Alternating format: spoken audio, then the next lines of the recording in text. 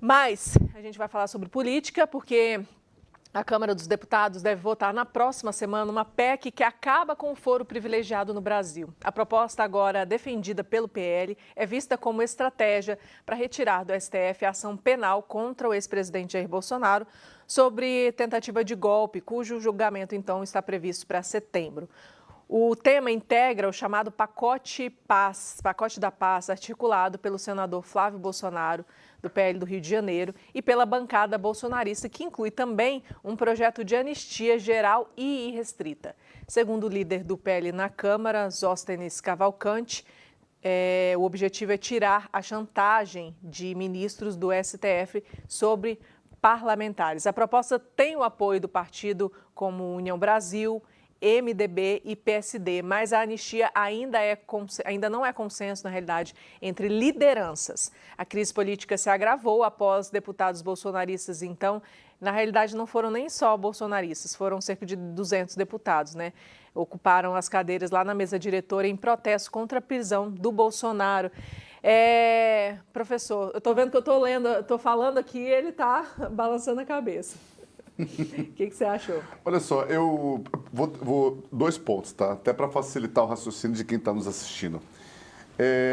Essa iniciativa deles querer extinguir o fórum privilegiado parece meio contraditório com aquilo que eles sempre historicamente defenderam, tá? Mas faz sentido num ponto. Opa, peraí um pouquinho. Quer dizer, então, que o deputado ele quer perder o fórum privilegiado, que lhe garante algumas prerrogativas, mas, principalmente, no caso do julgamento dele, ele acaba sendo direcionado diretamente para o Supremo, tá? E o receio de parte desses deputados é caírem diretamente num Supremo que eles acreditam que não está alinhado com aquilo que eles acreditam politicamente. E tem muito a ver com as consequências de como o parte do Supremo interpretou principalmente aquelas conexões processuais, instrumentais e teleológicas referentes ao 8 de janeiro, tá? Colocando todos aqueles que participaram do ato e mesmo aqueles que não estavam lá e que eram cidadãos que não tinham fórum privilegiado para serem julgados dentro do Supremo. Então foi uma prerrogativa a partir da interpretação do Código de Processo Penal que juntou todo mundo no Supremo. Então eles estão dizendo o seguinte, opa, eu quero perder o fórum para poder responder como um civil e, consequentemente, ter mais instâncias para recorrer. É uma estratégia e que isso envolveria diretamente o próprio presidente Bolsonaro. Mas aí tem outro porém. Eu fico agora como cidadão brasileiro, independentemente de eu pensar como esquerda, como direita, como sei o que sabe lá o que seja isso. Eles estão tão indignados com isso, eu queria ver essa indignação desses deputados, no qual eu pago salário para eles, se eles fizessem uma manifestação de rua ou ali, pedindo mais investimento em educação pública, mais investimento em saúde, mais investimento em infraestrutura, mais investimento em políticas de distribuição de renda. Se eles tivessem esse ímpeto e essa força que Spinoza fala, potência, né, para agir politicamente, no sentido de cobrar efetivamente o executivo para maiores investimentos no Brasil e para aqueles que mais necessitam, gente, nós teríamos um país de primeiro mundo. Então, o que me chateia um pouco de ver deputados fazendo aquilo ali é porque a manifestação é legítima. Mas espere um pouquinho. No fundo, o foco é livrar Jair Bolsonaro da prisão, sabe? Então, vamos lá, gente. Esse pacto da paz só vai acontecer porque quando a ditadura militar acabou, nós anistiamos todos os lados, tá? Inclusive torturadores, pessoas que foram torturadas. Meu pai foi vítima da ditadura militar, né? Foi perseguido da ditadura militar. Se a gente acabar anistiando todo mundo, eu achei algumas penas muito exageradas, confesso, sim. Sabe? Achei mesmo, né? Mas se a gente acaba anistiando todo mundo e não dando a possibilidade, de fato, de se fazer um julgamento, a história tende primeiro a se repetir como tragédia e depois como farsa.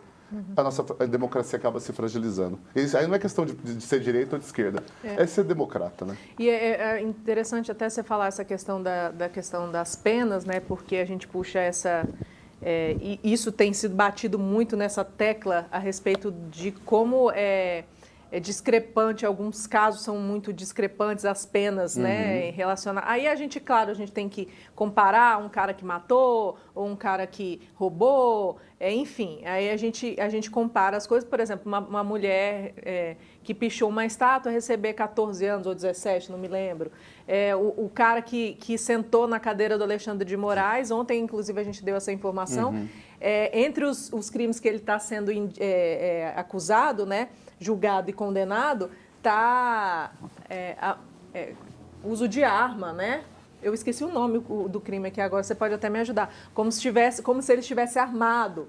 E aí levou 17 anos de pena, porque ele sentou na cadeira. Então, realmente, e eu concordo com você, as penas têm sido extremamente altas, né? Desproporcionais ao que aconteceu de forma individual. E comparado aos inclusive. crimes que são praticados na sociedade civil, né? A gente vê roubo, a gente vê assassinato, a gente vê estupro e a gente não vê o rigor da lei como está acontecendo com alguém que sentou na cadeira, com alguém que pichou lá a estátua e etc. Bom, com relação a esse tema, né, são tantas nuances, eu acho que não dá tempo de compartilhar no programa, né, a complexidade de tudo que está acontecendo. Lá atrás, construíram, a direita também quis acabar com o foro privilegiado. E né, reconheço isso de fato, foi um empenho nosso, só que nós não contávamos com a falta de seriedade de algumas pessoas que possuem poderes nas instituições. Nós não contávamos com a politização do STF. Então, vou citar um exemplo. Hoje, nós temos um deputado, Marcel Van Hatten, que ele está sendo processado no STF porque ele subiu no plenário e proferiu falas. Então, isso é uma atrocidade, isso é um absurdo. Então, qual que está sendo o movimento que está sendo criado hoje? Inclusive, tudo que aconteceu nos últimos dias, o governo federal não fala. Porque o quê? Fraqueza. O STF está calado. Por quê? Fraqueza. Mas tudo que aconteceu no Congresso trouxe uma força muito grande para o Bolsonaro, para a direita, para o bolsonarismo. Está aqui na capa do Valor Econômico, site principal do Valor Econômico, uma aliança sendo formada entre o bolsonarismo e o Centrão. E sabe qual que é o senso? E eu, né, só pedir licença aqui, é bem breve. O presidente da Câmara deu entrevista para o jornal Metrópolis e olha o que ele disse. Tem um sentimento de incômodo tanto dentro da Câmara quanto no Senado, com algumas decisões que são tomadas no Supremo Tribunal Federal.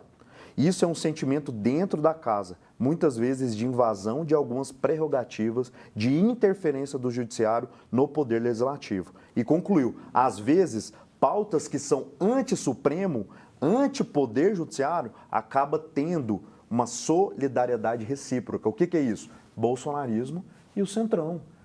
Está chegando num consenso de falar, realmente está tendo excesso. Então, é muito sensível. Essas são as 3 principais pautas da direita hoje. Anistia, limitação dos poderes do STF, tirar deputados e senadores do poder do STF, irem lá para a primeira instância, respeitarem o devido processo legal, jamais imaginamos isso, e o impeachment do Alexandre de Moraes. Eu acho que é porque, inclusive, como não existe, não está existindo um diálogo, principalmente, me parece que a defesa já requereu isso algumas vezes para que isso fosse, porque, inclusive, tem até uma declaração do Fux a respeito disso. Ele falou, eu fui voto vencido, porque, na minha opinião, assim, estou falando das minhas palavras, mas foi o que ele falou, esses casos não deveriam estar no Supremo, já que as pessoas não tinham cargo ou não ocupavam nenhum cargo à época do que aconteceu. Lembrando que isso aconteceu no dia 8 de janeiro.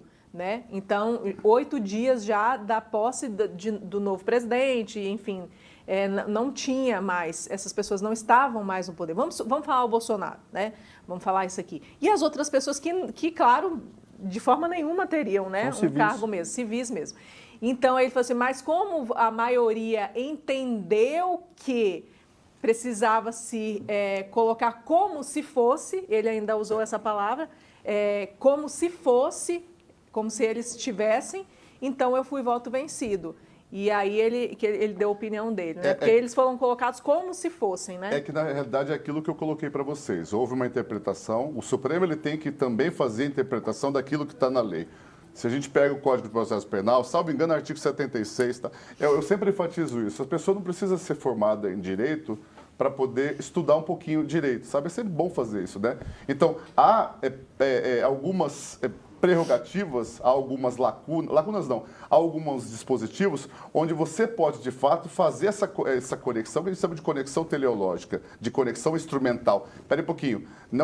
Para você poder economizar processo, para você não ter julgamentos discordantes em diferentes instâncias. Então, tem essa prerrogativa, está no Código de Processo Penal. O Supremo interpretou assim. Agora, é óbvio que esse tipo de interpretação ela poderia também ser passível de questionamento? Claro, como o Fux tem feito. Então, Sim. por isso que o debate do Supremo deve ser um debate cada vez menos politizado. Mas, às vezes, ele vai muito para o lado político. Esse é o equívoco, isso não pode acontecer, tá? Então, de novo, tomara que as instituições fiquem mais harmonizadas e que as pautas pró-população mais carente estejam na pauta do dia, tá? É fundamental isso. E é o que a gente não vê na realidade, né? Não A gente vê. está parando de discutir o Brasil, né? As situações sensíveis do país para ficar nessa crise política.